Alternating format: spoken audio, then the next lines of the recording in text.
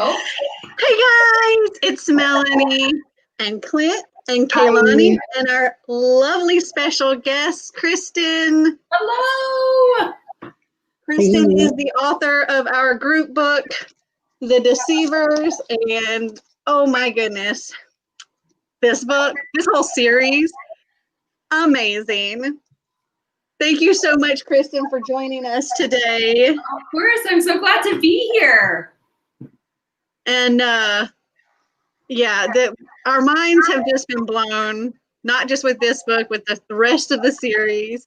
I know a lot of people have only read The Deceivers for this, but I'm hoping that they will continue the series because it just gets better and better and better and so good. I'm so glad. So I know from reading the author's notes in The Deceiver that this is kind of loosely based on Norse mythology. And it was funny because the first time I read it, I didn't realize that until I got to the author notes. And so going back and rereading it now, I was seeing all of that. And then throughout reading the other books, I was like, okay, I know this has something to do with Norse mythology, and I'd go and look it up, and I'm like, I see what she did there. Yeah, that's the thing me with words, going, well, this is from this and this, and I was like, yes, thank you. Someone else noticed that. Yes. I love that.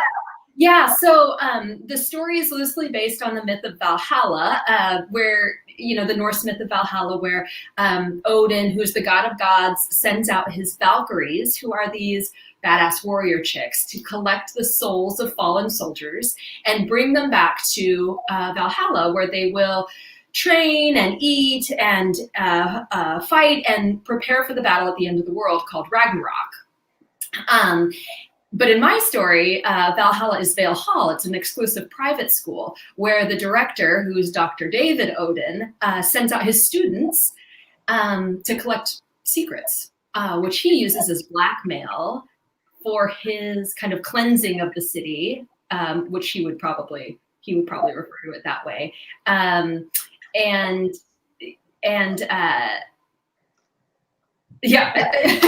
I lost my train of thought there. Sorry. The privileges of working at home, as you hear like a sudden voice yelling, "Mom!" Sorry. Anyway, so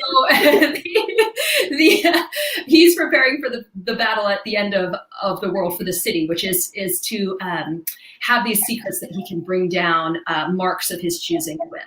So it's a school for con artists, essentially. And can we say something real fast that I thought was very interesting? Yeah. Is that Odin doesn't seem like an Odin. He seemed more like Loki. Ooh. Because it's a school for con artists, and Loki would be the head of con artists. And the further along you get into the series, yes, more Loki. And it reminded me of the Thor comics and movie where Loki pretended to be Odin. Yes. So I just was curious if you intentionally meant that or if it's just something that maybe I just noticed. Well, I love that you said that because, like you were saying earlier, once you know that it's based on Norse mythology, then you can start to pull out these Easter eggs throughout, right? In the second and the third book. And so there is a mention of Loki in the third book. I don't know if you saw that, but it is Odin's alter ego. So he does make an appearance as the trickster in the third book. But yeah, I love that came up for you. Yeah, I had those same thoughts. And then later I was just like, ooh. Yeah, there's lots of Easter eggs throughout in the second and the third book. And everything from Hugh Moore and Min Belk. Hugin and Minin are the ravens in that myth. And so we have the people who are spying on the world for Odin, but in Vale Hall, they're the security guards. So they're constantly watching the kids to see what they're doing and what they're up to. I also taught Rosetta College Yes. So where they end up going to college, yes, that's one of them.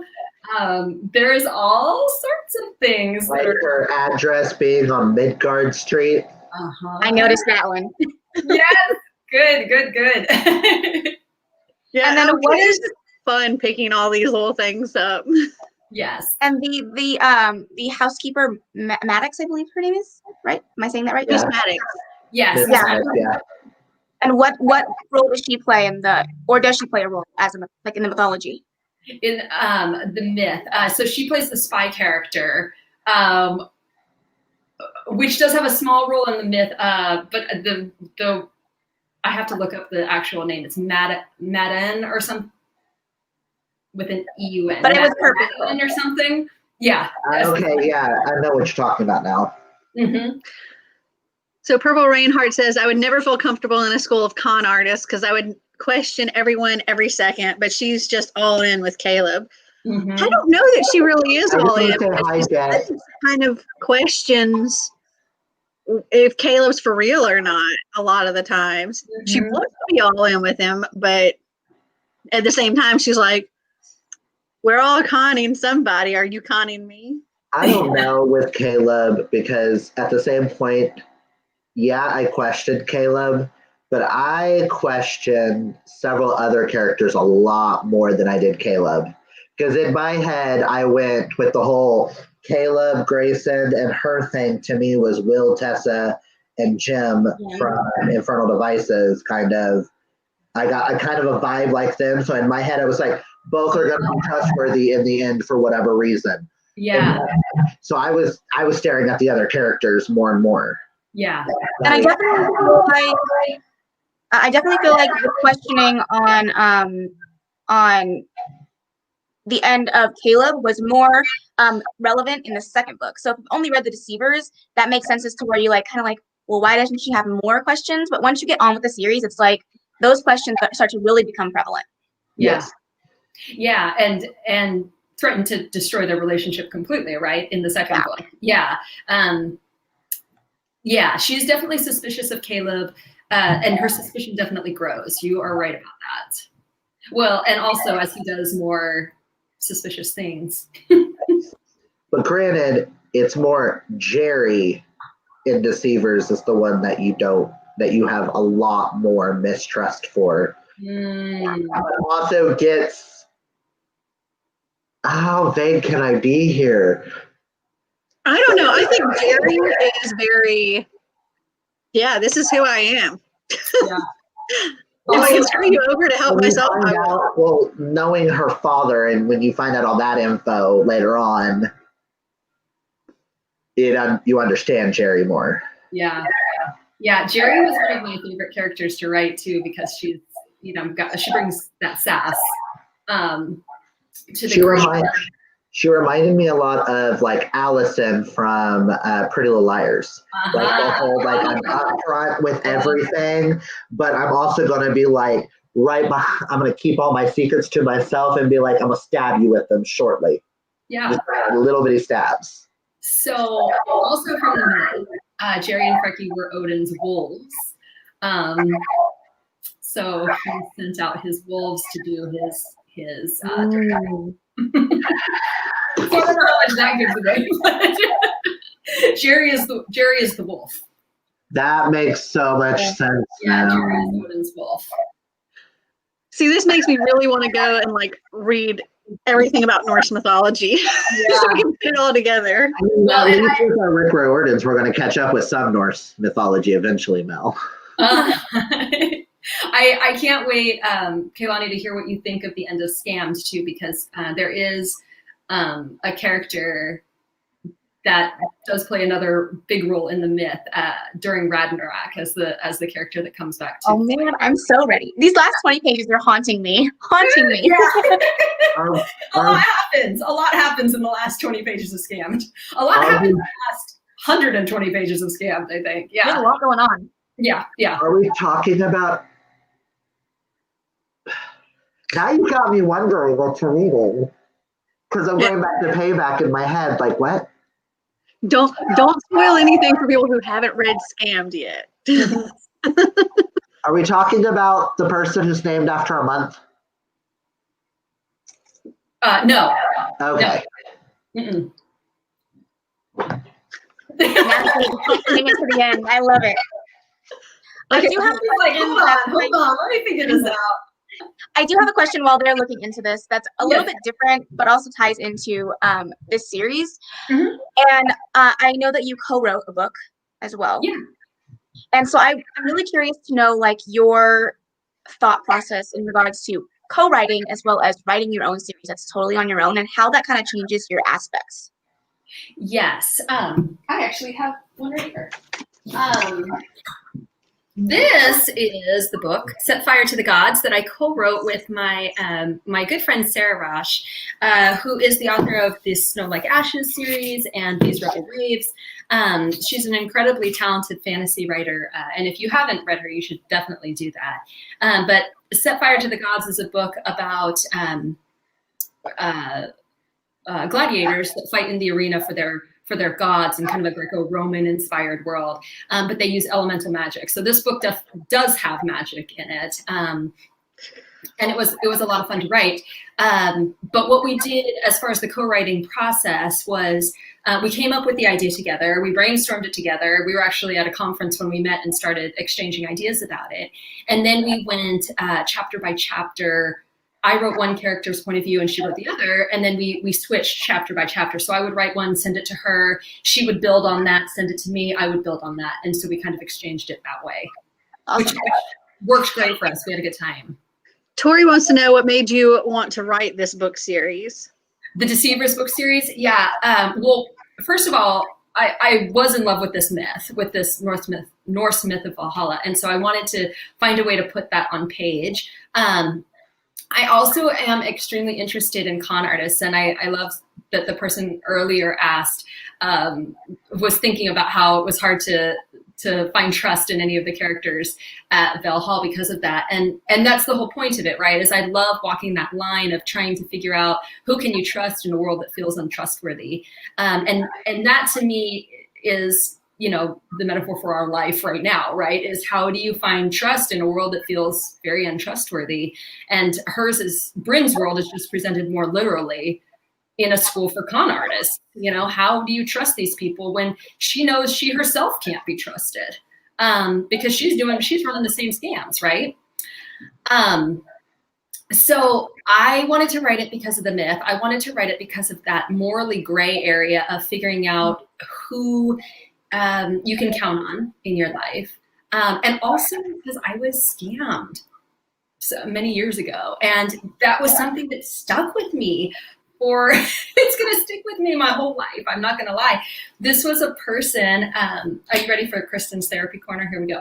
Yes, this person who was close to my family. He was a financial investor. He had done my parents' retirement. Like, he was close to the family. This person was at family gatherings. He sat at our dinner table. He ate with us. He was a friend. Like, he was at my wedding. I have wedding pictures with this man. Like, he was close to the family. And then shortly after I got married, we did invest some money with him in a savings account. It was like a special savings account. That, again, it sounds so shady when you say it out loud, but we trusted this man so much that it made sense to do so. And so we invested some money with him when I first got married, and shortly after that, he got sick, and he went to the hospital, and he found out he was dying. And on his deathbed, he said, "I need to speak to a lawyer." And oh, hi, Kitty. And he told the lawyer that he had been mismanaging funds basically my entire life, including my money. And yeah, I mean, hundreds of people's money, hundreds of thousands of dollars had been misspent in this Ponzi scheme, which was a word that I had never heard before, but I learned quickly. So yeah, he had done this Ponzi scheme where he was, you know, feeding other investments by taking money from other people one at a time down the row. He did end up dying after that and leaving hundreds of people in this huge financial nightmare, which we did not recover from for 10 solid years of legal dispute. I mean, there was a lawsuit that went on for 10 years about it. It was crazy. But yeah, so that, you know, that kind of thing sticks with you for a little while. I think we're all shook right now. We're like, what? Yeah. Yeah. And again, when I say, like, I don't consider myself a particularly naive person. I'm fairly street smart, I think. But when you have somebody in your life that's that close, you don't think you can not trust them. And that's the whole point of a con artist, right? Is you have this person whose job above anything else is earning your trust.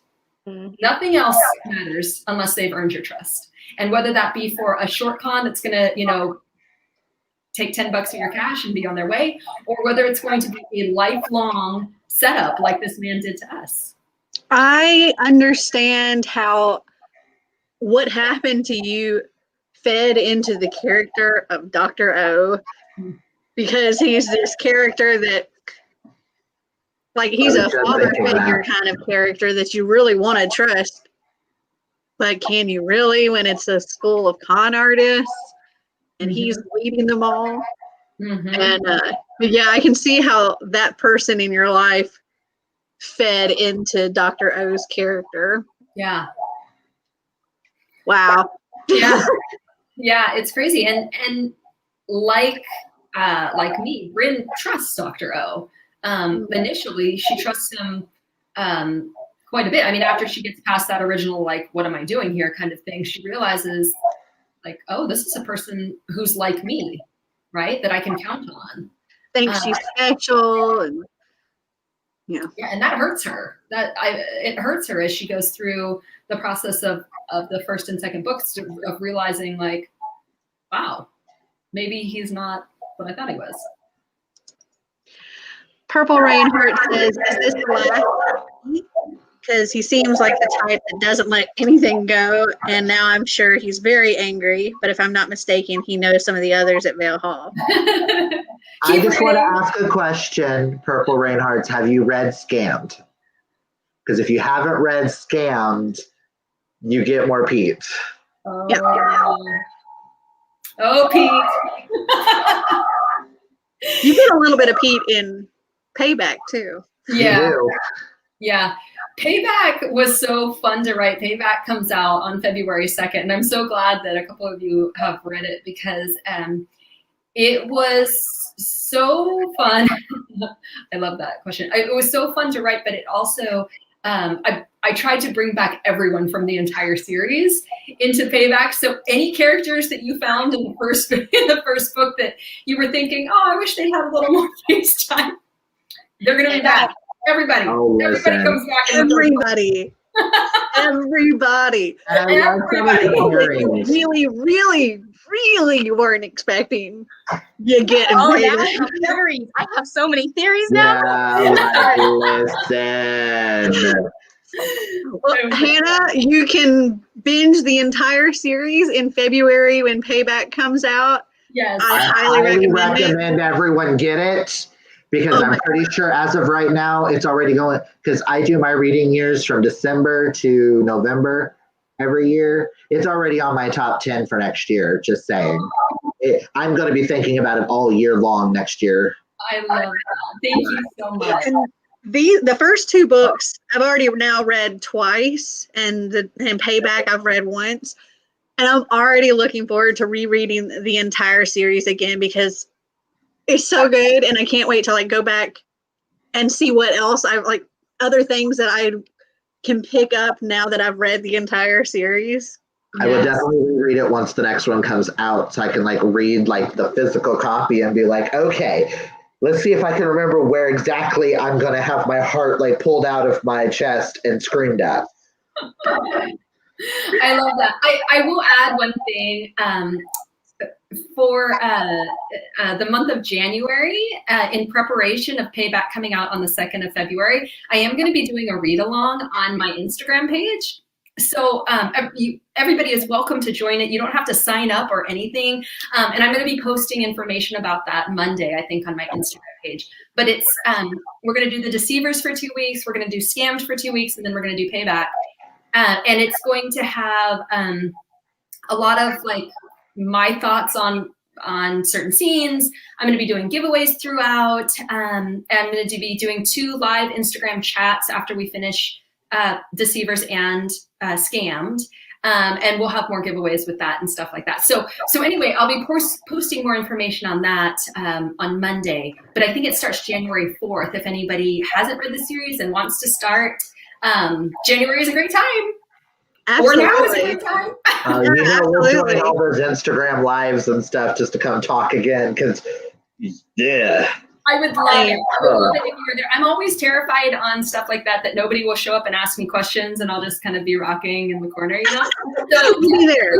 come in, ask me questions, and I would love it. We'll be there for sure. For sure. That sounds like a lot of fun. Oh, yeah, good. So Tori wants to know, who in Deceivers is your most favorite character to write about? Ooh, I really, so my favorite trope is the found family thing. That's what I was going to say. I love that. Oh, I'm glad because Me I love too. writing found families. I love reading found families. It's my favorite thing in all of literature, all of television, like every movie. Like I'm looking for that found family where people feel like they belong and connect, especially in a world where it's hard to trust people, right? And so because of that, I think it was really fun to write all the characters, because she's finding this home. Like in Deceivers, one of my favorite scenes is the birthday, right? She goes downstairs and there's birthday cake and music and streamers up. And it was just that moment for me, especially as a writer, where I was like, okay, I love you all. You threw her a birthday party. Like, that's something. That's an important part of connecting with other people. And here you are. You've created this home for her. When she didn't thought nobody liked her. Yeah. So anyway, I think everybody brings something that makes me really love them. I mean, obviously, I love Bryn because she's in my head all the time, and Caleb is super sexy, so I love writing him. But I love the friendship that Charlotte brings. I love the honesty that Henry brings. I think Henry is very sweet and he's funny and all of those things, but I also think he's maybe the most honest of the group. And that was really fun to write in a group of liars, right? As somebody who kind of is forced to tell the truth all the time, even if it's in a really sweet way. And I loved writing Grayson because he's just a jerk a lot of the time, but he has a lot going on underneath the surface, right? He's the duck that is smooth. He's a lot of flip-flopping. I do have a quick question flip-flopping about the book in general, but kind of the back end. I would love to know your thought process on the covers, because I feel like these are not covers that you see very often, especially with 3 people on the cover. So I would love to know like what your thought process was behind that. Yeah. Well, so I have, I will say that I don't have a lot of input as to the creative direction of the cover. So this was something that my publisher's marketing team chose, and I think they did a great job, kind of with the mystery of it. But one thing when they decided we were going to go this direction, one thing that we spent a lot of time doing was looking at different models who might look like the characters in the book. And so it's a really hard job, let me just tell you, looking at models all day. Oh, yeah. I know. Grayson and Bryn, right? Yeah. And the guy who's playing Grayson on the covers, I just really want him in a vampire movie. Vampire cheekbones. So like, where do these people get these jawlines from? Hello? But I feel like not only do they have the look of the character, but they kind of embody the attitude of the character. And I really loved that. In fact, if you're interested, Caleb on the cover actually did, on my Instagram page, he actually wore Caleb's leather coat and addressed everybody as Caleb, which was super fun. But I feel like they have the feel of the characters, right? I mean, even if you don't think that they look like how you envision the characters in your mind, I mean, it's hard to say that this look isn't all Grayson, right? Or that her sneakiness isn't all Bryn. Like, I feel like she had that attitude. Caleb has this attitude. Also, they're just like the nicest people in the world. I talked to them a little bit online, and they're great. So I was excited that they were able to participate. I'm curious if the cover of Payback, is it going to be the three of them, or are we going to get more characters? It is the three of them again. I can tell you it's a blue background, and they are a little dressier, a lot dressier. Oh, because of the... Yeah. As if they're going to a formal affair. Yeah, I just pre-ordered the book as we were sitting here, and I did see the cover, and I really like it. I love it. Oh yeah, I have seen the cover. Never mind, because I found it. Yeah, I found it forever ago. I've got it pre-ordered. I wonder when I ordered originally it was showing up as a different name on Goodreads. It was. And I had it written down, and she was like, "No, that's Payback." And I was like, "No, Goodreads is saying this name." So I'm confused. And we figured out it's Payback and fixed it. Sold under a different title. When we first sold the books, all three of them had a different title, and then they switched before Deceivers was published. But Goodreads had that information still. Yeah, I placed my order for Payback on August 14th. Oh, you're the best. You're the best. I will say, like, when Mel had read the series earlier on this year, and I had entered the giveaway and won the books from you, because they're both signed, she had pitched it to me because she knows one of my favorite authors wrote a similar type of story about a school for assassins. Yeah. Killing November by Adriana Mather, and she pitched it saying it was really, she gave her that type of vibes, and I was like, okay, I'm down. I need it now in my life. And no offense to Adriana, but I might like this a little tad bit better. But I love Adriana's books too, but to me these are better. Oh yeah. Well, I'm so glad you guys liked them. I honestly, like I was saying earlier, I love that that I get to talk to somebody about these books because they're not out yet. The third one isn't out yet, and it's so cool to hear what you guys think. Because it's so soon. I mean, it's a month away now, right? Oh, I can't believe the series is ending. I'm not ready. I'm not ready for the end. Purple Rainheart says, I really wanted Bryn's mom to just pack up and leave, but then most women in that situation don't have the option. Mm-hmm. Well, just keep reading, Purple Rainheart. Just keep reading. Just keep reading. What do But I we do read? Yeah, I do like that was put in the story though, because a lot of women don't have that option, and I like that you didn't like sugarcoat that. Yeah, and that was a hard thing for me to write. The conflict that her mom must be going through to stay in that situation when you know full well her mom knows it's not good, right? I mean, she's savvy, she gets it, but it's a complicated situation as to why some people stay in abusive. I mean, in her case, staying may have meant keeping her and Bryn safe versus if she left. Mm-hmm. That's kind of how I saw it, was that I thought maybe she stayed with Pete as long as she did because the fact of she was afraid that Pete might hurt Bryn if she leaves. Mm-hmm.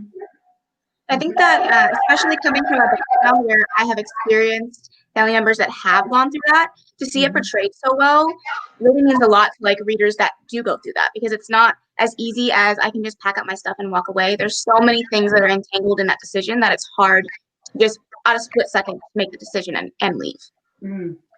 Yeah. And also when Bryn had the opportunity to leave to go to Vale Hall, her mom was just like, go. Yeah. Just go right now. Don't get anything, just go. Because if he she wakes wasn't up, even you're allowed not to going brush her anywhere. teeth. Yeah. She didn't even get a chance to brush her teeth. Mhm. And I like that, where her mom was like, no, go, better yourself, go, get Yeah. out while you can. I'll So hold I the door was- and hold him back. Yeah. So before I was a full-time writer, I was a social worker, and I worked as a social worker and a mental health therapist. But one of my first jobs was a crisis line for women who were in abusive situations that they could, and it was a 24-hour hotline, but it was that number you could call when you were at a point where you needed to walk out the door, and how do you do that? And well, and that was one of the things, right? Was, what do you absolutely need? And that's not a toothbrush. I mean, when it comes down to it, it's not. What can you walk out the door with right now? Where can you go that will be a safe place for you? So unfortunately, that didn't get to be the situation for Mom, but it did for Bryn, and Mom knew that. So Tori says, I haven't read the second book yet, but when I finished Deceivers, I was like, no, I need to read the second one. One thing I hate about Christmas, no money to buy books, especially audiobooks. Oh. The audiobooks are pretty good for this series. I kind of I'm waiting for Paybacks to come out so that I can listen to it as well. Yeah. I can tell you too, Tori, that both the Deceivers and Payback is on Scribd. Oh, how about that? I love the audiobook narrator for these books. In fact, I think she started with Glass Arrow, which was 5 books ago, and I fell in love with her voice, and I felt like she really got the characters and got the phrasing, and she's just such an incredibly talented person. So I now request her for all my books. So if you don't like her, sorry. but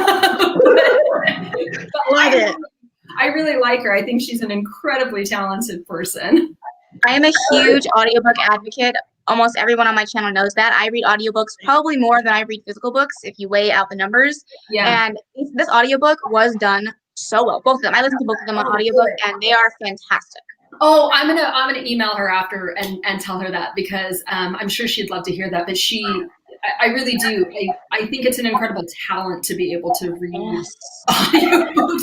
And it really is. Y'all know nothing can ruin a book faster than a narrator that doesn't match the voice that you want them to. And so I'm incredibly fortunate to have her. I for one of my books, Pacifica, I read the author's note for the audio version, and I will tell you that is hard.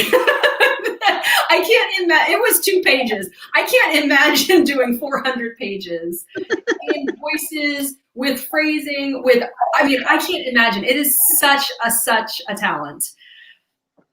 I want to say real fast, if you hear any outside noises, I don't know what the heck my neighbors are doing, but it either sounds like they're revving up an engine or they're dragging a dead body down the stairs. I can't quite figure it out, and I'm kind of scared. So if you hear anything, I'm sorry. I don't know what's going on over there. I do think that it's an interesting thing to put an audiobook together, because it is so much based off of inflection and emotion. Like the fact that the narrator put so much emotion behind the words, that's something you don't find in all audiobooks. So kudos to her. She killed it. Yeah, she did.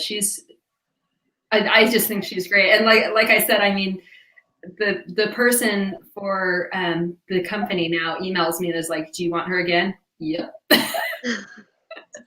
Yes. Yeah, I haven't actually read Pacifica yet, but I have it, so I'm looking forward to reading it after reading the others. I'm just like, I want to read everything.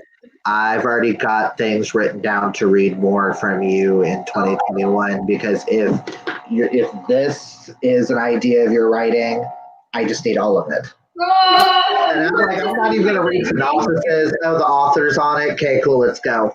Oh, you are the best. Thank you. Yeah, when I realized that you co-wrote Set Fire to the Gods, I was like, oh, well, I need this. Like, now I do own it. So that'll be probably on my next month's TBR. Awesome. Yeah, I'm so glad. Yeah, you're definitely an author now because, Yes. yeah.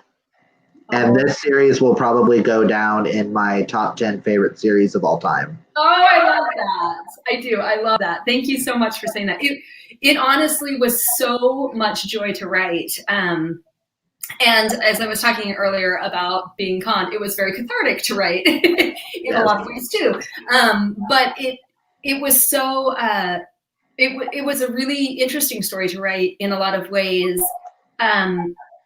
Not just because of the things I've mentioned, but because things you find out in the first book, you find out you didn't know what we were talking about in the second book. And then on the third book, you added even more layers to that. So in some ways, it's like telling the same story 3 times from 3 very different perspectives.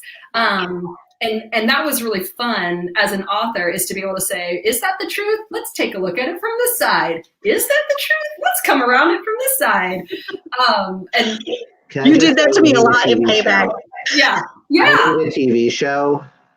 Yes. Of this series, Yes. because with shows like what is it, Pretty Little Things that just dropped on Netflix? Yeah. That's a popular YA thriller. Like, we need more of this, and this I think would give something like Pretty Little Liars a run for their money. Oh my gosh, this would be such an amazing TV show. Like, I want to watch this. So it gives me like Pretty Little Liars meets Gossip.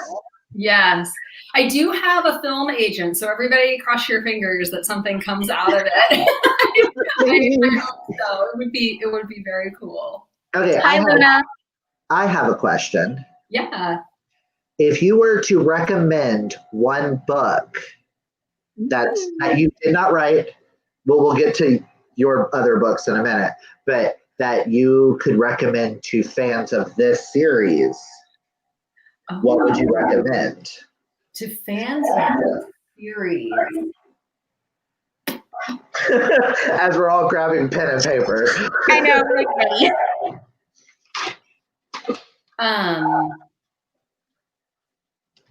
Oh my gosh, I'm trying to think of like, okay.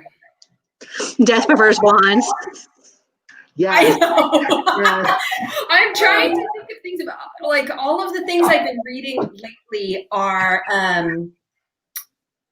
not like this book. Okay, then let's rephrase it while you're still thinking of the other. Name one book that you think everybody needs to read. The House on the Cerulean Sea, I think. I just ordered that, and it should be here at some point today between 3 and 8, because my other new favorite series is by said author. I can read it. Yeah. Gay Werewolves. Yeah. Gay Werewolves. Yeah, House on the Cerulean Sea, it really is like a hug. And I feel like this year that was kind of what everybody needed, was this book that would just kind of give you a nice hug.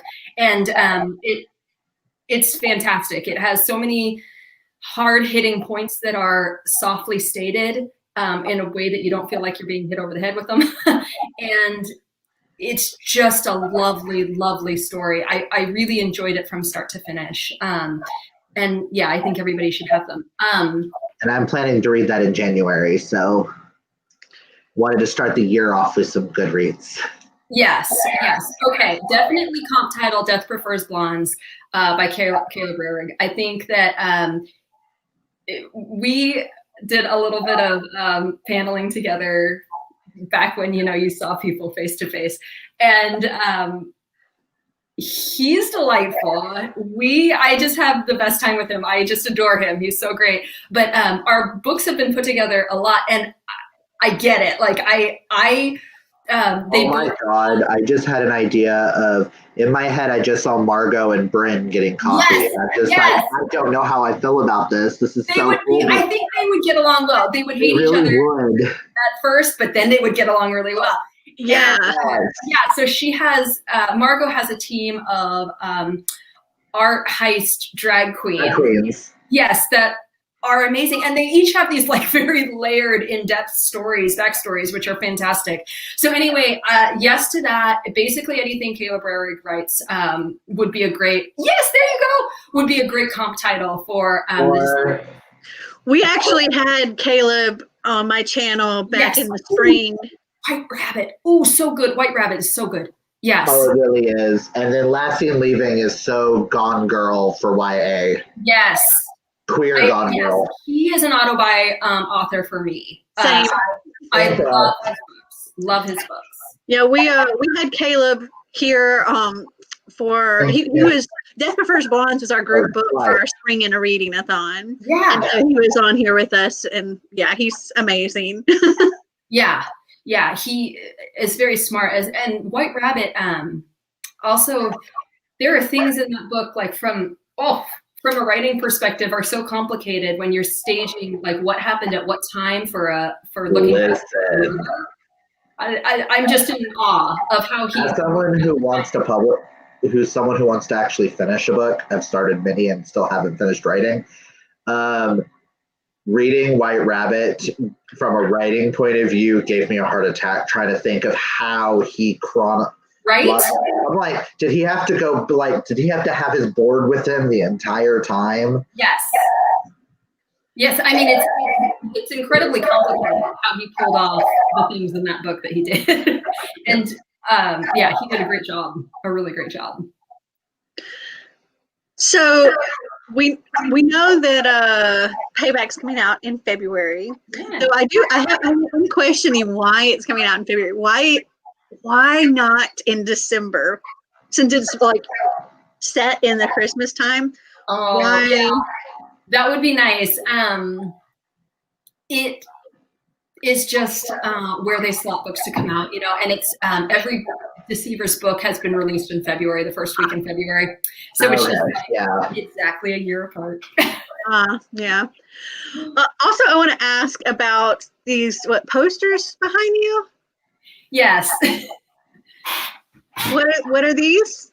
So these are my favorite bookstore, Joseph Bath, which is my local indie, has done these incredible events for me since I first started writing. In fact, my first tour ever, I ended up at Joseph Bath for Article 5, and I walked in the door and there was this big poster right there for me, and I cried. I was like, wept, and I just, everybody feels, people who have a great indie feel very attached to their indie, and I feel that way about Joseph Bath, because I've never gone in and had a bookseller not have a great recommendation of things that they had read and had really strong opinions on. And it means something as a writer when they are recommending your book to people because they've read it and they can tell people about it. So anyway, that has become my wallpaper because it makes me feel love it. Yeah, thank you. So do you have anything else that you have in the works? I know Payback's coming out soon. Are you working on anything else or have anything else coming out soon? So 2021 will be the year of Payback. That sounds so ominous. I didn't plan that. No, it'll be the year we all get payback. We'll get payback because of the crap that happened in 2020. Yes. The universe will start giving us all the payback we deserve. Yes, because you got scammed in 2020. Yeah. You were deceived and scammed. We get payback in 2029. Yes. There you go. So Payback in February, and then the second book in Set Fire to the Gods. This is a duology, actually. So the final book comes out in August. So it's a double book year. 2021 will be a double book year. And then I am working on 2 other stories, which are with my agent now. So hopefully something will come of those in the coming months. And those will be my 2022 books. Can we ask which perspective it was that you were writing in Set Fire to the Gods? Matt, the guy. Matt. Mm-hmm. Okay. I need to get that book, so. Yeah. Same. I hope I'm ahead of the game on that one. They may have beat me to payback, but I got that. Are you sure you don't have it, Mel? Because didn't you get it in a book box? I don't. It was in several book boxes. So I'm shocked Mel doesn't have it because of all the book box subscriptions she does. So many. I think so. I could be wrong. Was it in an owl crate? LitJoy. Huh? It was in LitJoy and it was in Beacon Book Box. Oh, I get owl crate. And Once Upon a Book Club. Yeah. I still thought you got it into a book box subscription. It could be one of my Once Upon a Book Club boxes. I don't know.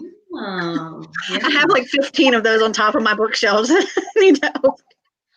You guys, I started this by saying I was too close, and I've been gradually sliding closer to the screen.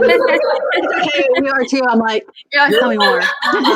I need to this is impersonal. Everybody grab your tea. Let's have a tea party. I got my Christmas light drink here. Yeah, right. I like that. That's awesome. Oh, okay. So we've talked books. Let's talk writing. Okay. What are some of your writing habits? Do you do it in one specific place? Do you go somewhere? Do you do it at home?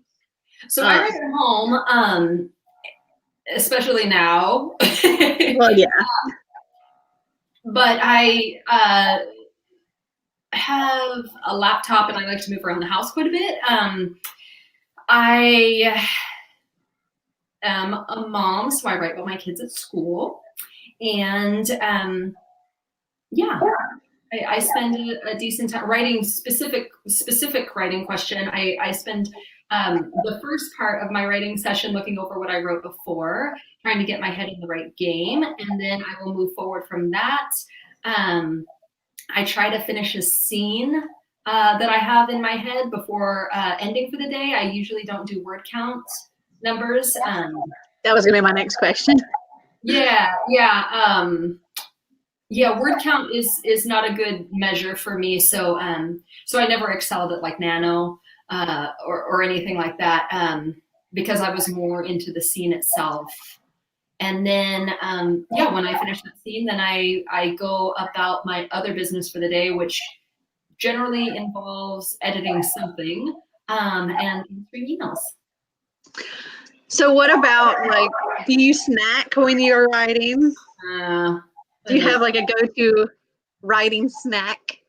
Yeah. So I am generally well caffeinated all the time. I wish I could say that. Yeah, I drink a lot of tea, and then I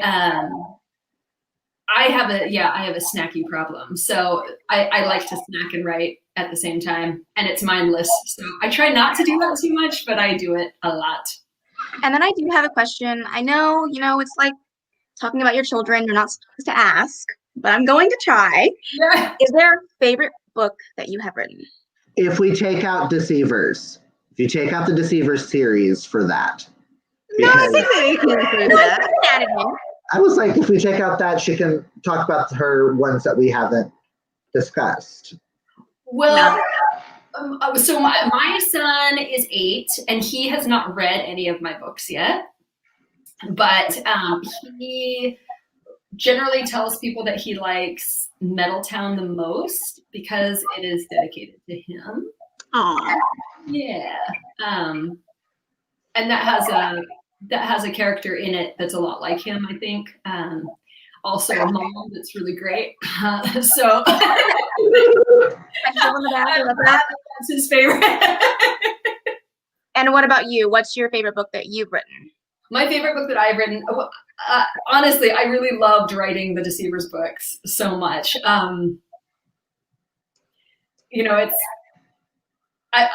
It's pretty common for an author to get to the end of an editing period with a book and to kind of hate it because you've been through it so many times. I mean, Article 5, I edited 18 times or something, start to finish. It was a lot of editing.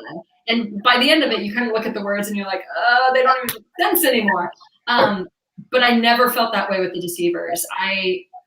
The last time I read Payback, for that last round of edits, it was still an awesome experience for me as the writer of it. You know, I still giggled at parts. I still, you know, blushed at parts. I really loved working on it, even to the end. Yeah. I keep having comments that I want to say, but a lot of them relate to Payback. And like a particular scene at a hotel. Oh crap, I forgot about that. How could you forget about that? I know, right? Okay, my thing is being as vague as possible involving Pete. Uh-huh. Big bad in Payback. We'll just say that, big bad, which we all know who we're talking about. Did you ever think about putting him in an area where Pete could take care of it? Like that, I'm trying to be as vague as possible here. Yes. I did think about that, but then I also thought, wouldn't it be fun to leave it open? Yeah, okay, yeah. Because that was the one thing me and Mel like agreed on with the book that we thought would have been like very perfect, like Payback. Mm-hmm. Then again, leaving it open does leave room for more books. I mean, there's so many other Norse myths that she can go off of too. Tori says she recommends books to her dad, and she's definitely going to be recommending The Deceivers to him. Oh, that's so nice. Thank you. See, my husband is not a reader, but I think if there's anything that he would enjoy, it would be the series. Like, I think I can maybe figure out a way to get him to read it. If I could get the boyfriend to read this book, it's on his December TBR because he's doing the readathon. Yeah. He is just reading everything else he can get his hands on, and I'm just like, pick up the book. Oh, We need to read. We need to discuss. I hope you like it. Kaylani, I recommend having him listen. Like, I will. put the audiobook. I feel like he's an audiobook person more, but then he tends to zone out. But Kristen, if it's okay with you, I would love to shoot you a DM when I finish Payback and let you know what I think. I would love that. I can't wait. Especially, knowing where you are in Scammed. I have to know how it is. I feel like we should just add her to our little group chat we have, and once you're done with Payback, everyone asks the questions. I gotta know. We can't really ask them here. Yeah. Because we're like, me and Mel are like, how do we say this without spoiling for people? Like, Well, yeah, and like I said, the books are really layered, right? So everything you know in Deceivers changes in Scammed, and everything you know in Scammed changes in Payback again. So it's like, what is real? really breaks your head. Payback Which really makes breaks your head.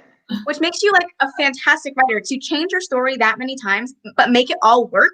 Like, that's skill. Skill I don't have for sure. Okay, Lonnie. Did you, when writing Deceivers, did you see the certain spoilers and stuff that you give out in Payback? Did you know that was going to happen, or is that how the story just evolved as you wrote it? Yeah, some of it I knew, and most of it I didn't. There were things that definitely surprised me. Before I started writing the third book, I kind of knew what the main reveals would be, but I didn't know them while I was writing the second book.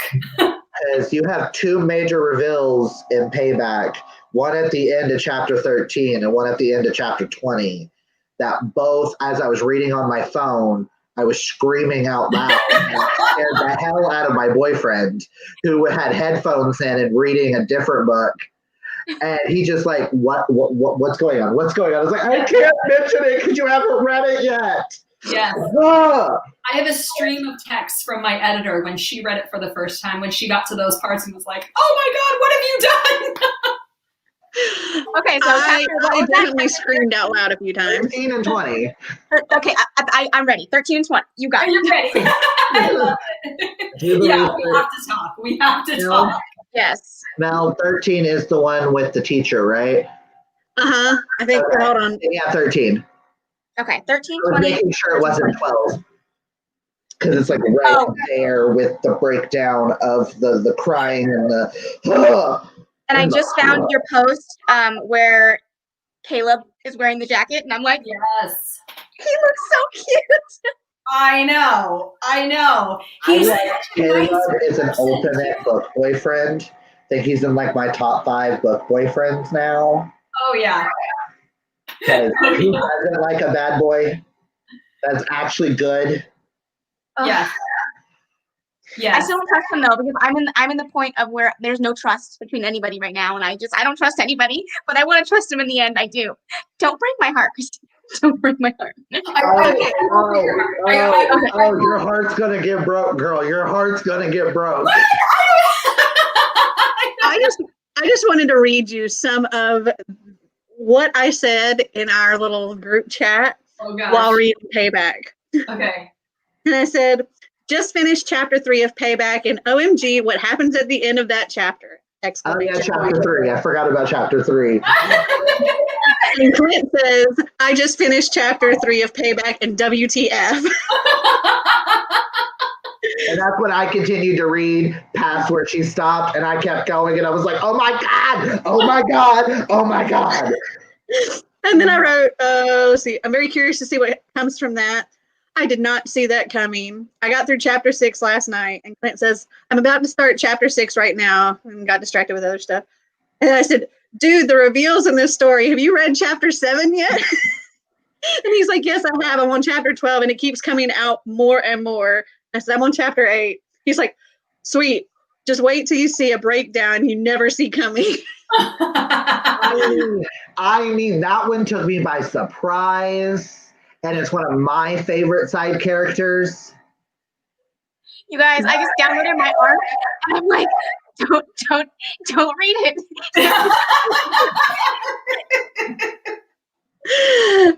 Lonnie's going to be late for the second live show because she's binging. I said, I totally don't believe the story about Dr. O's dad. He's like, I don't either, but wait until the teacher breakdown. And I said, I love how she handles more at the end of chapter 10. It's 10. It's 10. Okay, my bad. And then I was like, later, I said, oh my gosh, this book. I just finished chapter 12. He's like, I know, right? I'm on chapter 14. And Kaylani's like, I'm so behind. And I said, it's fine, but prepare for a wild ride. And Clint was like, a wild ride for sure. Like, damn, this book is a roller coaster of information. I will say no offense to Maureen Johnson, but this is the thriller trilogy that should be talked about. Oh. And I said, true that. Okay, given I'm only on chapter 13, what do you think of June? And Clint's like, I don't trust her at all. I didn't trust her the minute she entered the thing. I thought you threw her in there for like, my brain just instant went, she's going to be a bitch. She's a spy. I don't like her. Get rid of her. Move along. Back to my fluffy characters I love. Move along. I said, I half expect her to be a bad guy. Wait. Okay, sorry. I don't want to spoil anything. But is June from the restaurant? Yeah, you already know. Yes. Yeah. Okay, because I just left off where she was like, more was like, oh, this is our new student. Like, literally, that's the last sentence I read. So I'm like, that's June. Yeah, she was the waitress. The goth girl. Yes. Yes. Goth girl. Yes. Okay. Question. Is June going back to Norse mythology? Would she be kind of hell? Is she hell? That's what dark connotation. That's it. You know what? She didn't have a specific place, but I do love that. Because I saw some correlations between some of the Norse mythology stories that I have read that involve hell to go towards Ragnarok and hell being needed for Ragnarok. and being Thor's sister and Loki's sister. And how dark and creepy she is, and kind of like how she sees everything, and she's known for seeing everything. I love that. And June does. Kaylani. We gotta finish right now. Like, look Great. at I love that. Okay, so I say, woo, I just finished chapter 17. Holy cow, this book. And let's see. Clint says, let's just say the end of chapter 20 had me screaming out loud. Tell me when you get there so we can scream together. That's the one where the boyfriend punched me because I screamed so loud, it scared the hell out of him, so he punched me in the arm. And I was like, you don't understand. You just don't understand. He said, I just ... what? My brain might be fried on this one. And then he said he just finished Payback, 5 stars. And let's see, go down to where. So I just finished chapter 19 and I'm stressing out. He's like, I know, right? I said, and now just a couple of pages into chapter 20 and I'm freaking out here. Holy crap. Just finished chapter 20. I know what you were screaming about now. Wow. Just wow. Yep. My brain is fried. She started to like personally message me and us talking about it. Like more in depth. I love it. Listen, OMG, I'm just a couple pages into chapter 22 where she just got off the phone with her mom, and my poor heart can't handle this. Oh, yes. Oh my God, the anxiety right there. The anxiety. Yes. Do you think the anxiety is bad at the end of Scammed? That moment, I was so afraid. And I was like, please don't. Don't do what I think you're going to do. Don't do what you think. No. anxiety just thinking about it. Like, my heart was just like, what is going on? What is going on? Trying to find more great comments like that. Yeah, I was. They were basically freaking out, and I was like, scroll. Don't read the comments because I was like, you weren't leaving anything that was going to spoil anything. I said, OMG, just finished chapter 35 and I am screaming. Okay, my mind is blown. So many twists and turns in this book. I just finished and I am dizzy, but wow, that book was so good. Oh, good. I need you guys to write like my reviews on the cover, you know? Your blurb. That's so nice. It really means so much as an author to, you know, who has spent all this time, I mean, years of my life now dedicated to this series, right? And hoping that somebody will read it and get that same thrill that you get as a writer. And then to hear you guys feel that way, it honestly is a very powerful thing. So I appreciate it so much. And if you compare it to some of like the adult thrillers that I've read, these books have given me a lot more anxiety than some that have given me anxiety. But these, I was so like invested that I'm just like, please don't hurt my babies. Please don't hurt my babies. Please. But I think that's the difference between like an adult thriller and like this type of thriller, especially a series, is you put so much time invested into making sure you love these characters that it's like when things start to hit the fan, you're like, wait a second. See, and that's why I had brought up an article about like Maureen Johnson's Truly Devious series, because it was the only other like trilogy that I have read recently that are mystery thrillers. And I see how popular that one is.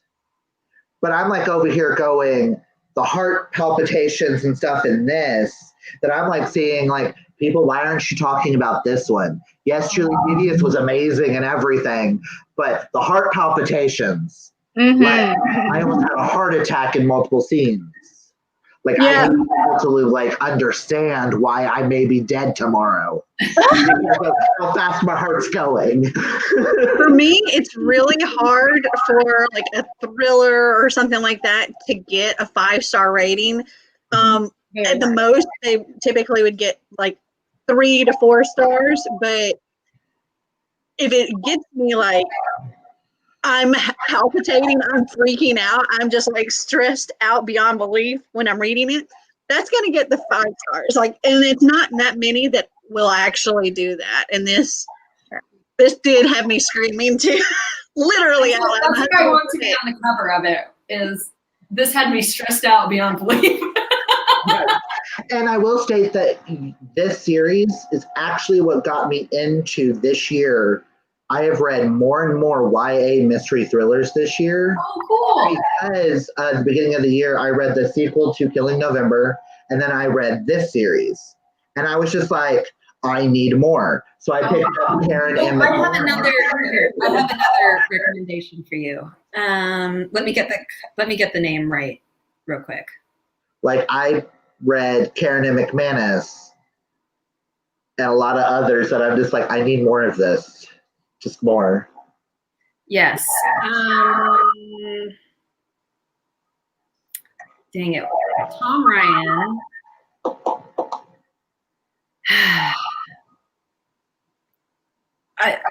I read it. I read an early copy for a blurb. Are you listening? Is that what it's called? I hope you're listening. I hope you're listening. I realize that I also snuck up nice and close to your screen again. Yes, by Tom Ryan. I hope you're listening. Is a great mystery thriller. It's really excellent, and it's a girl who was involved in a crime. A friend was abducted when she was like 6 or 7, and she now runs a crime podcast that nobody knows about. Her family doesn't know about. She's ordering book now. Yeah, it's so good. It's so good. And then the person finds out that she's running this crime podcast and is like, it's really good. It's really good. So Tori says, do you have any suggestions or tips for somebody who wants to get into writing or wants to get better at writing? Yeah. So I have several tips for that, and a couple are more general and some are more specific. But I think first of all, write a lot and read a lot. Writing, it's a muscle. You got to practice it. You got to make it stronger. And I tell students when I do school visits, it's like playing basketball, right? You don't go out the first day and join the NBA. You need to practice and practice and practice. And that's really, I think, to me, the only way you get better is to keep doing it over and over and over. But the other thing that I think is really helpful is to really get into your own stuff.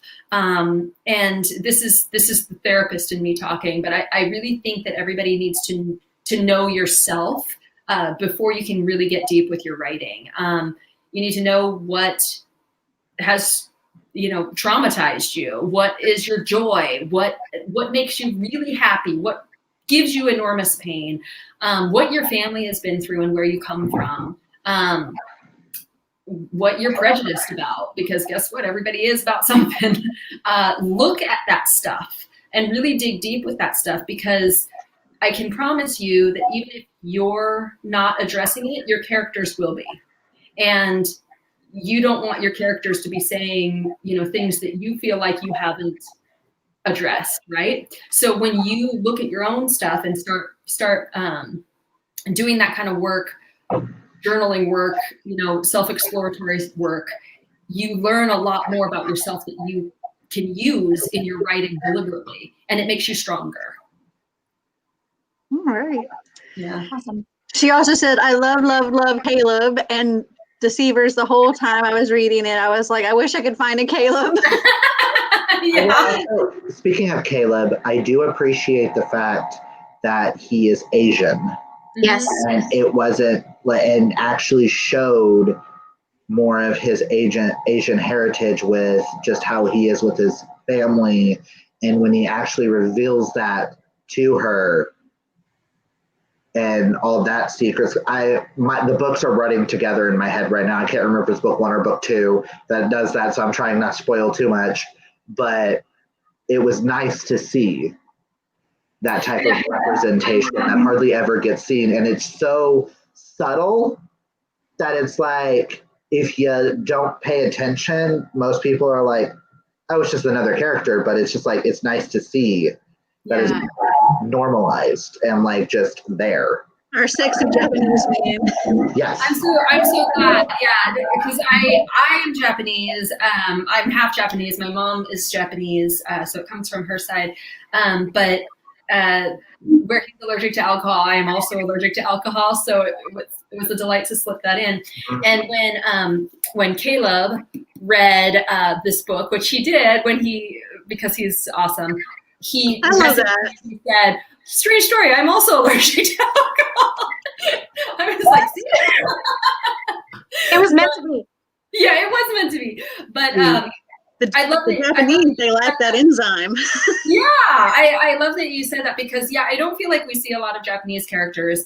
But also one of the reviews I got early on for the Deceivers, a professional review, a trade review, said that it appeared as though the author was trying to get diversity brownie points by including Caleb. And I was like, I'm sorry. Okay, coming from a diverse background, what does that even mean? Diversity brownie points? Like putting yourself into a book is not giving you diversity brownie points. That's cancer. Plus, we have about it now. At the time, I was very upset. Too. Plus, you also have LGBTQI plus representation in these books. That was just so subtly done, and that was perfection. Good. I'm so glad. Thank you. The fact that with Henry, like you were saying with the LGBT, Henry just making a snide comment, or people just noticing that he likes a certain person, and nobody fretting about it, and it was just normalized. Yeah. Someone who is gay living in the Bible Belt of all places, is nice to see just normalization of not just a queer character, but also seeing other nationalities and stuff being talked about that you never see in thrillers. Yeah. We don't have like a lot of Asian representation, Black representation, and stuff like that in things like this. So it's always good to see that slightly pushed, but not pushed, if that makes sense. Yeah. Okay, so I do recall that this was part of the Deceivers and not one of the other books. The scene where I'm pretty sure I think it's in Scam. No, are you talking about Family Day? The scene where Family Day is that in Scam? That's Scam. Yeah. Well, I just, how they handled Henry's stepdad. That's all I'll say. I loved every moment of that, especially when the character that we don't particularly care for in Scammed is the one to stand up. Yeah. And I'm just like, you just look at him like, wait, where are you coming from with this? Why are you involved? Yeah. Oh, I love that. Oh, I just got a little shiver. I love that scene so much. Quote unquote, just love the foreshadowing in that entire scene, but whatever. Yes. Tori says, I know what book I'm buying with my Audible credit this month. LOL. I love all your guys' reactions, and I'm fighting to find out what happens in the second book. And Kaylani's fighting to find out what happens in the third. Me too, Tori. I love it. Kaylani's like, I'm just gonna low-key read this while we're in the live show. Tell if I just, If Kaylani goes quiet, it's because she's reading. The minute Kaylani starts screaming, it's because she got to the end and she's like, wait, what? Out of her picture. And that's when all of us just slide away. Bye. Oh, I love that. Yeah, we have later this evening, we have an after hours live show. And so between the shows, Kaylani is going to be finishing the book. I'll let you guys know. Starting Payback. So I'm anxious to see her reactions when we come back later. I love that. The after hours special. That's fun. Yeah, we do a later in the night after hours, like possibly drunk live show. I mean, we've had several of those. Some of us get, It's fun and interesting. It's when we switch from regular drinks to alcoholic drinks. Ah, I was looking at like the 7 bottles of vodka up here going, which flavor today? But because I mentioned about the books, like if a book you've read, is there a book coming out in 2021 that you think we all should be excited for? Like any of your author friends or anything coming out with something that you think everybody should be like on the lookout for? oh my gosh, I don't even know what's coming out at 2021 anymore at this point. I will say my bank account's going to break because 2021. I know. I feel like because of the way 2020 has been, so many titles have been pushed back and changed. So I actually have no idea what's coming out in 2021 at this point. I'm sorry. I have a question about like inspiration. What books growing up or book growing up is kind of what inspired you to want to be a writer? There were lots of books that inspired me growing up. I mean, books that I loved just to read. Like I was of the generation of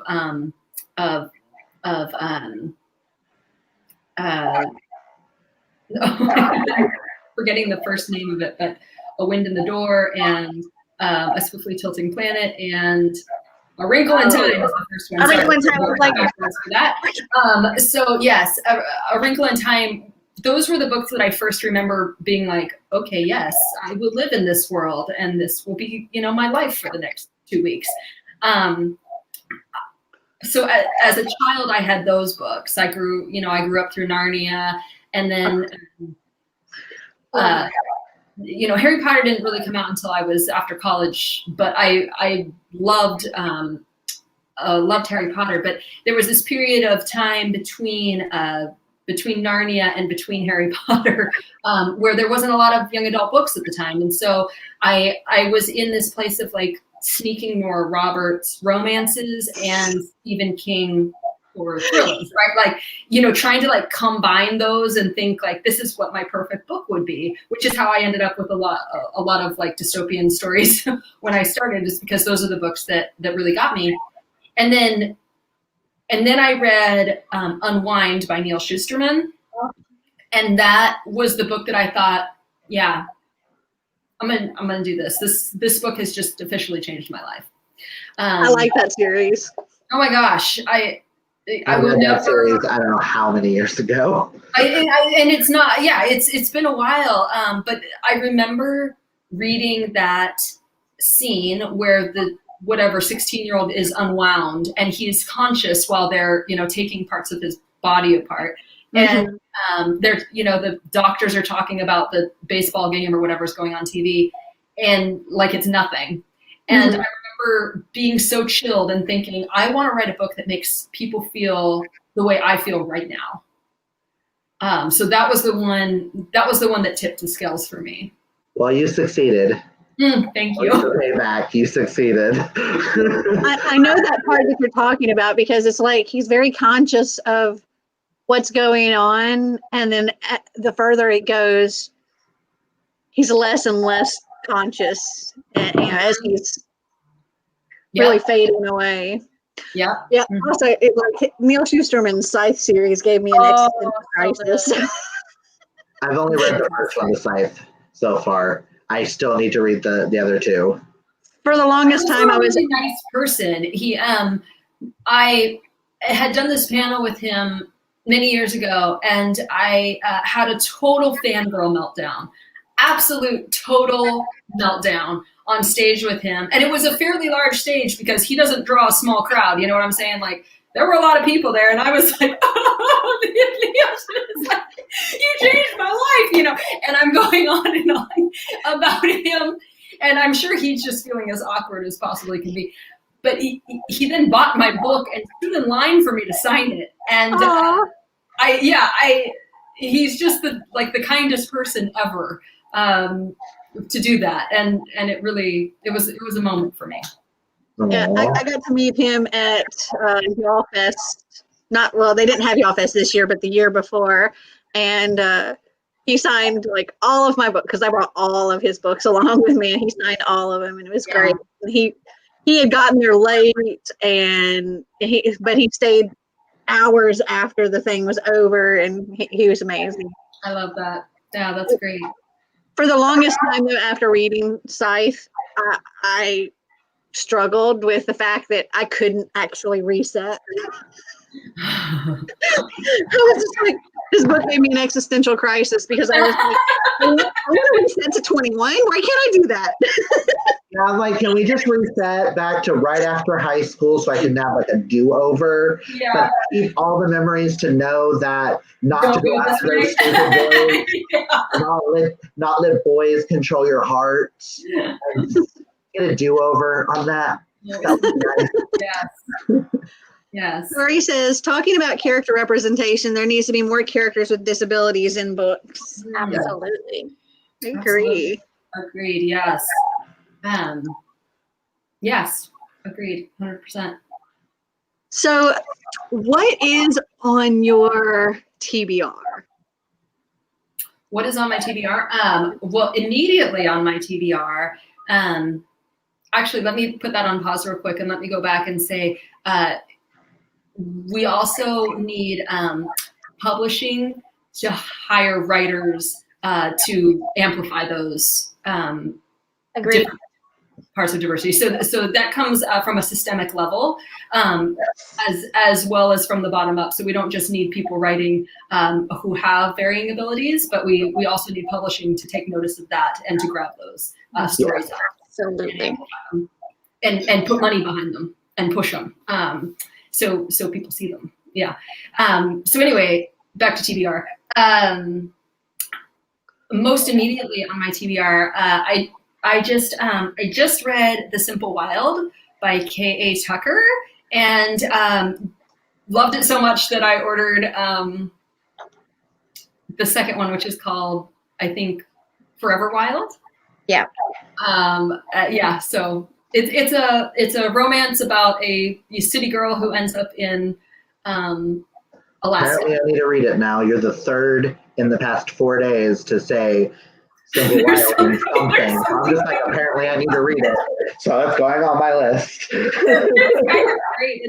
It is the city girl who ends up with this bush pilot, and he just calls her on all her crap, and it's lovely.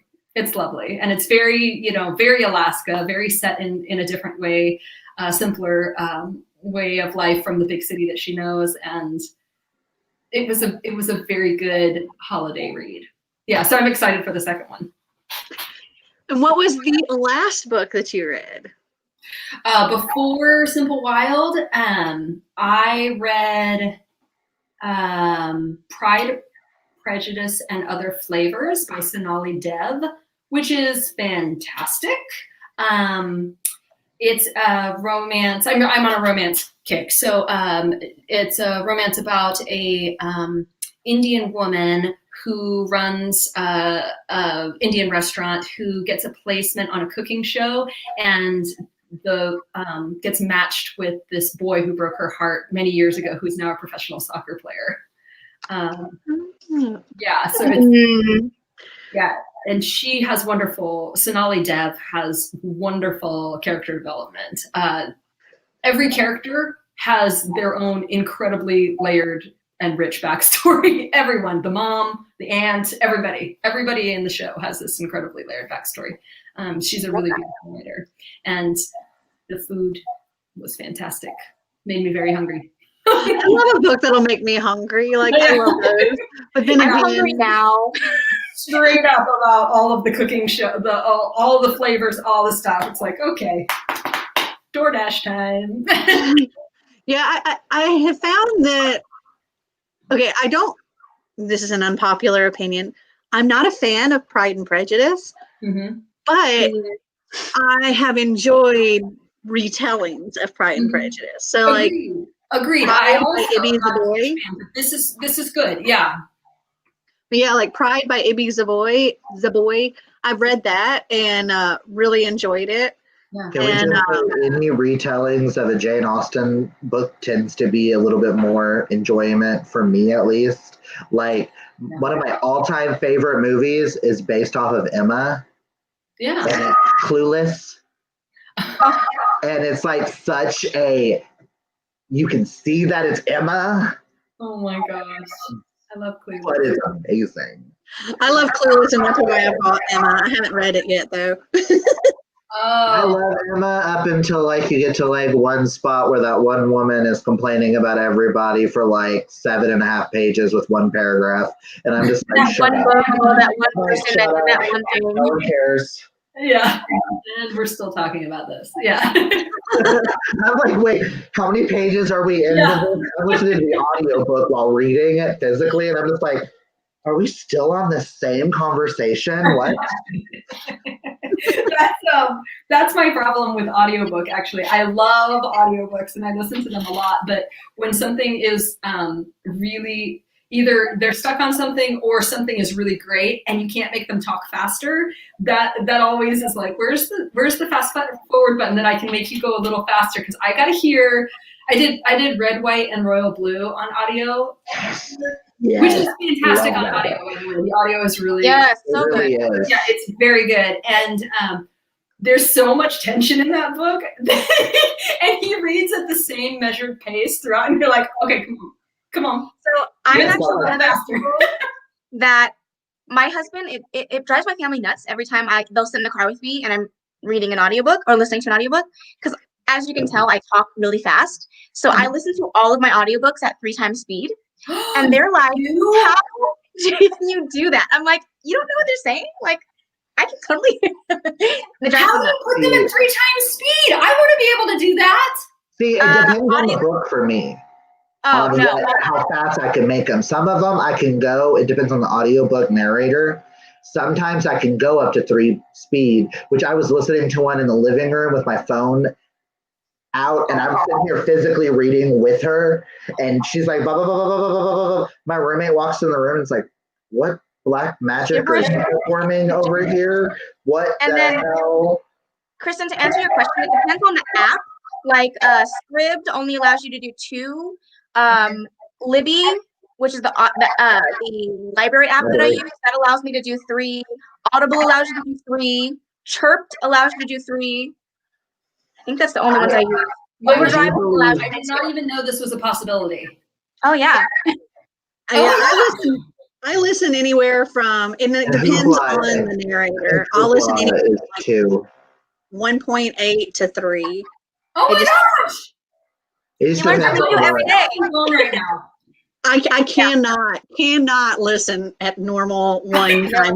The only time I listen to 1 time speed is if I have it playing in the kitchen, and it's like one of those mindless, like I just have it on for background noise.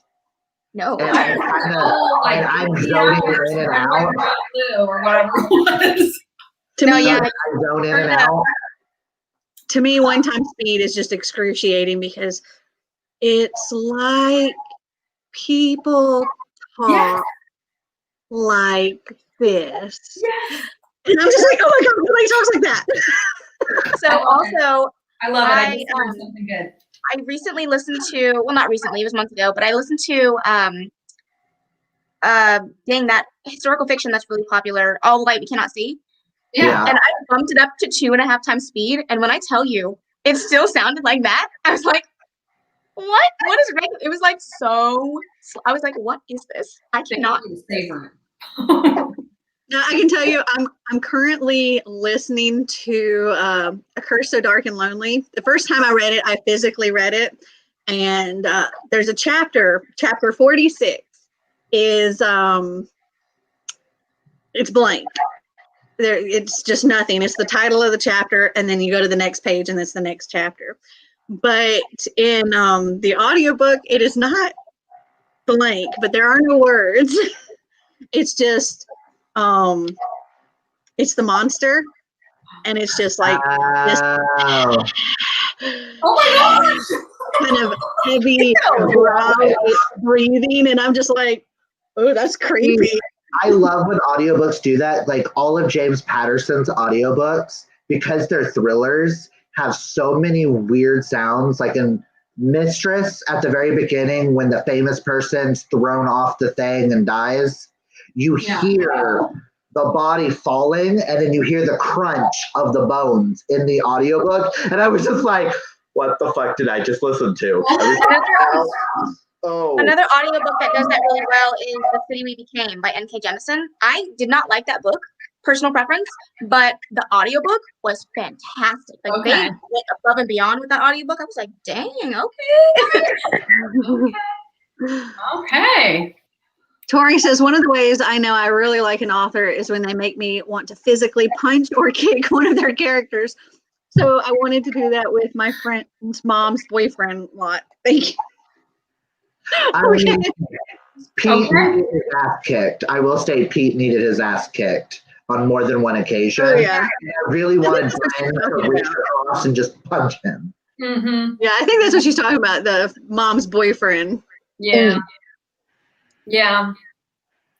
Hannah says, I tend to listen at 1.5 speed, but find that I increase the speed if I'm not enjoying it. Yeah, I start all of my books at 1.5, and then I gradually increase the speed because I can't just jump right into a lot of the audiobooks at like 2 times or higher speed. I have to like ease into it, like let my ears adjust.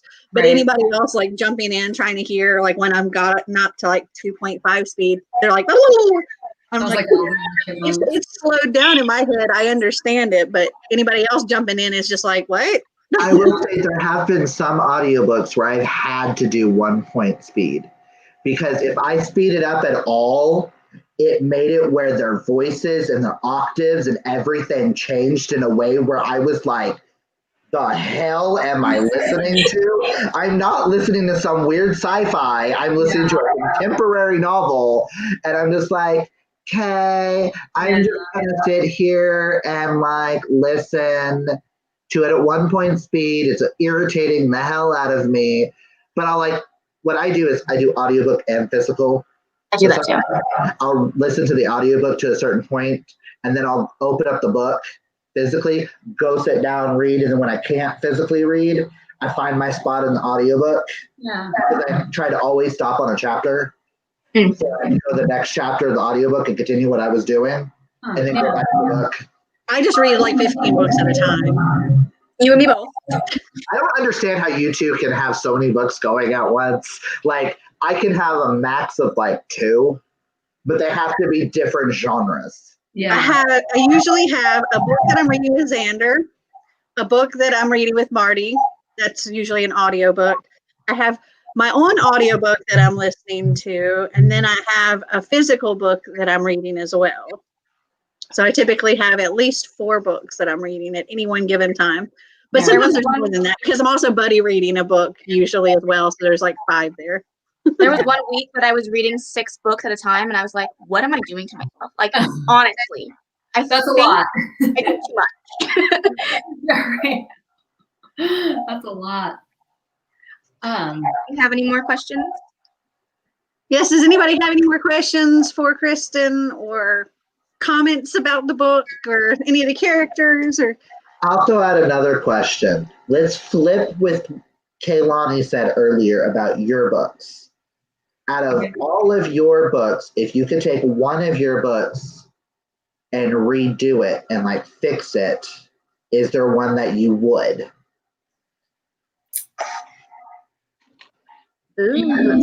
Yes, there is. What? I would fix some things in Article 5, but I'm always reluctant to say that because that tends to be people's favorite of my books. And but it was my first book, and there were some things that I've learned since then, and I would do things a bit differently in it. I have a good one. Huh. Kiss, Marry, Kill. We have Grayson, Caleb, and Henry. Kiss, Marry, Kill, Grayson, Henry, Caleb.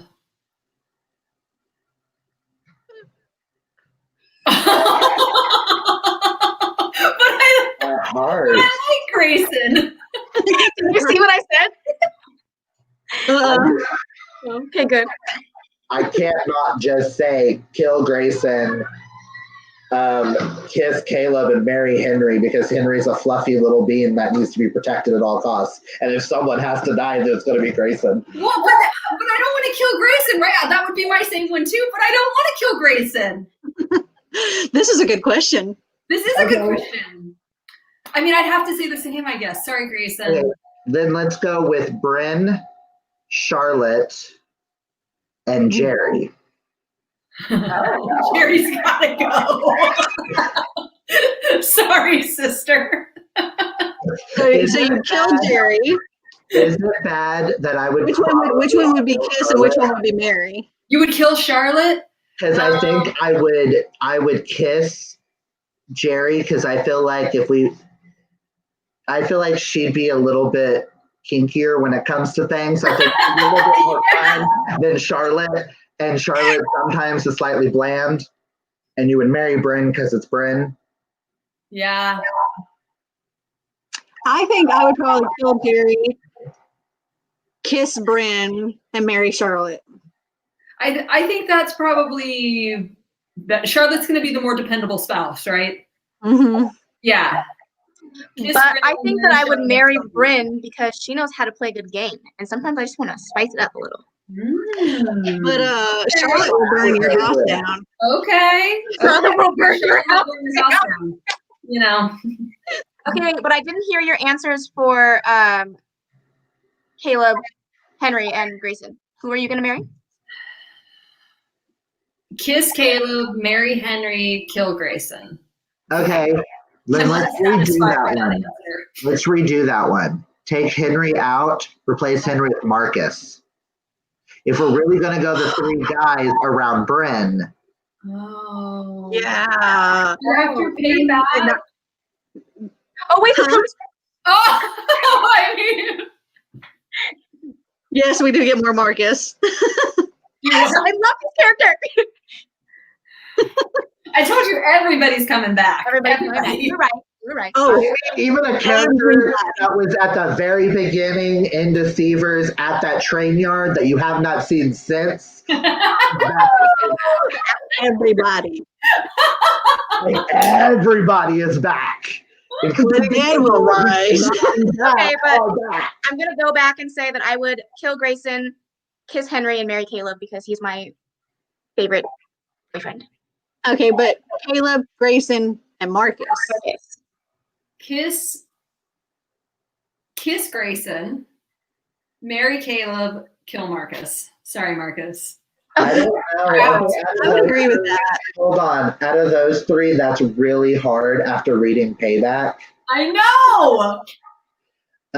Because in my head, out of those, I'm still going to have to kill Grayson. Because I love Caleb too much, and I actually love Marcus too much. I know. So I think I would kiss Marcus and marry Caleb, and that. How about can I just marry all three men at once? And just have fun. I would marry Caleb. Also marry more. I'm just gonna put that out there. I like him. Thinking about the security people, and then add in Miss Maddox. I would say that more I always imagined as Idris Elba. Oh, yes. Yeah, so that was always what he looked like. So he was always very easy to write. See, in my head, he was Heimdall. Not Heimdall. Heimdall, however you say his name in the Thor movie. Mm-hmm. In my head, that is the person in Norse mythology I was associated with him, and that's played by Idris Elba. Yeah, So I was going to say, isn't that I love it. I love it. Golden eyes and everything. Yep. I have to Google who you're talking about. You don't know. It just girl. Sexy chocolate So man. fine. Was he like Okay. Sexiest Man of the Year a couple years ago? Yes, he was. I'm bad with names. I'm really bad with names. Yeah, you'll recognize him. You would know him as soon as In you that case, I feel like I don't know who I would want to kill because I don't know if I want to kill Bulk or if I want to kill Maddox. Oh yeah, that's Because I don't like either one. I just keep more for everything else and kill both of them. Yeah, right?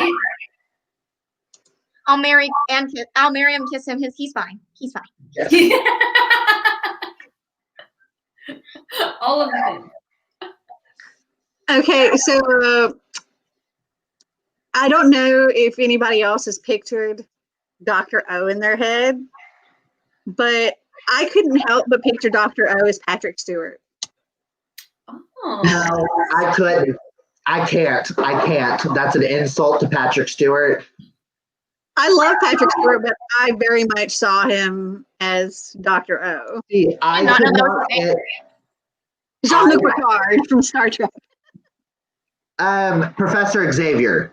Yeah, no, I didn't know that was his name, so I had to go look him up, but I don't see it either. In He's my too head, kind. because I cannot separate him from Loki, I kept seeing Tom Hiddleston. Because in my head, all I saw was Loki. You know, he does clean up really nice, though, so I can see the alter ego, because Tom Hiddleston cleans up nice. I actually like that. I like Tom Hiddleston in that role.